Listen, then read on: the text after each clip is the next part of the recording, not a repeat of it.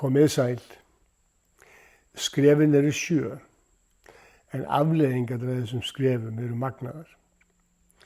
Og vissulega gengur þetta út á umgjörð og ég ætla að nefna það vissulega einu sinni enn að allt sem við veitum athygli vex og dafnar. Athyglin er auðlindin og afleiðingarnar af því að veita athygli stöðugt í umgjörðum á hverjum degi og að iðka vitund er gríðarlega mikilvæg. Heildarafleiðingin hins vegar af þessum 7 skrefum er það sem við köllum varanleg velsæld. Stundum köllum við þetta ljóma eða að vera glóandi, bjartur af því að maður er tendraður og upprifinn af sinni eigin tilvist og lífinu eins og það gerist augnablik fyrir augnablik. Afleiðingin af þessari vegferð verður örlæti. Þegar maður getur verið þakklátur, þegar maður hefur opnað hjartað sitt og er ekki lengur hræddur við að þiggja, er ekki lengur hræddur við að lifa, er ekki lengur hræddur við sjálfan sig, býr ekki við höfnun og andlegt ofbeldi, gagnvart eigin tilvist, afneitun og skammir, að þá er maður frjáls. Og þegar maður er frjáls og þakklátur, þá verður maður gjöfull. Og það að geta gefið af sér í öllum aðstæðum, það að geta verið frjáls, heiðarlegur, einlægur, að vera virkur hlustandi, að skilja það að bara okkar eigin tilvist og nærvera inn í umhverfinu er að hafa afleiðingar sem eru jákvæðar. Og þegar maður gerir þetta í frelsi, ekki í viðskiptum, ekki þannig að maður sé að versla, ekki þannig að það séu væntingar, heldur það að manni líður hreinlega best þegar maður er glaður, ljómandi og gjöfull. Afleiðingin af þessari vegferð er örlæti. Og að búa í örlæti þýðir að maður veit að það er alltaf nóg. Það er ekki til skortur. Skortur er hugtak. Skortur er einleitt viðhorf sem maður býr til sjálfur. Og það er skort dýr sem býr í hugskotum okkar sem stendur vörð það að þessu sé haldið lifandi. En þegar maður er vaknaði til vitundar og komin í þannig ástand að maður er tilbúin til að taka fulla ábyrgð á sinni birtingu, fulla ábyrgð á þeim rekstri sem maður viðhefur í sinni eigin tilvist, fulla ábyrgð á því hvort að maður er að reka gott fyrirtæki, gott líf eða lélegt fyrirtæki, lélegt líf, litlar afurðir.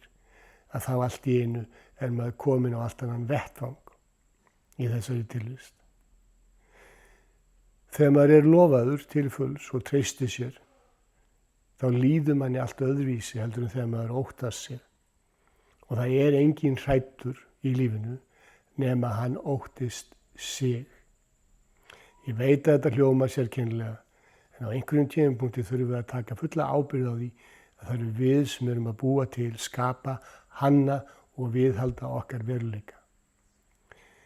Í skrefi 5 framgöngunni þá erum við að láta á það reyna hvort að viðhorfin hafi breyst og hvernig okkur líður með okkur sjálfum, hvað við erum tilbúin til að segja og hvað við erum tilbúin til að opinbera og hvers konar viðbrögð við erum tilbúin til að upplifa.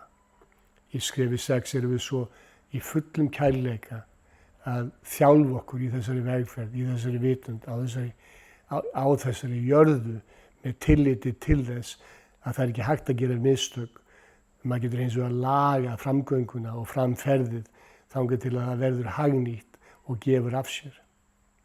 Síðan í þakklætinu þá uppsker maður eins og maður hefur sáð og skilur næringuna, ávextina sem maður laðar að sér og maður færir sér í fang með því að hafa breytt hegðun sinni, viðhorfi sínu í eigin garð.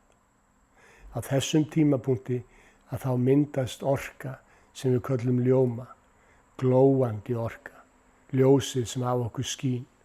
Og við könnumst öll manneskjur og mannverur sem að ljóma, sem að það er gott að vera í návist með fólk sem að er hlýtt og iljandi. Þetta er örlætið. Fólk sem er ekki með neinar afstöður, það er engar áhengjur, það er engin verslun, það er bara kærleikur, bara ást. Og þetta er það sem við köllum að vera ást og með einhverjum, með sér til að byrja með og síðan þeim sem í nærveru okkar, aftur segi ég án áhengju. Það er ekki að við erum ekki að elska, við erum ást. Við þurfum ekki að því að við erum nærð. Það þýðir ekki að við getum ekki þegið, við getum ekki deilt, við getum ekki verið, við getum ekki notið. Það þýðir eingöngu að okkur vantar ekkert. Við erum fundin. Í flestum tilfellum að þá er fólk að verja allir sinni tilvist í að leita að sér, leita að ást, leita að tækifærum.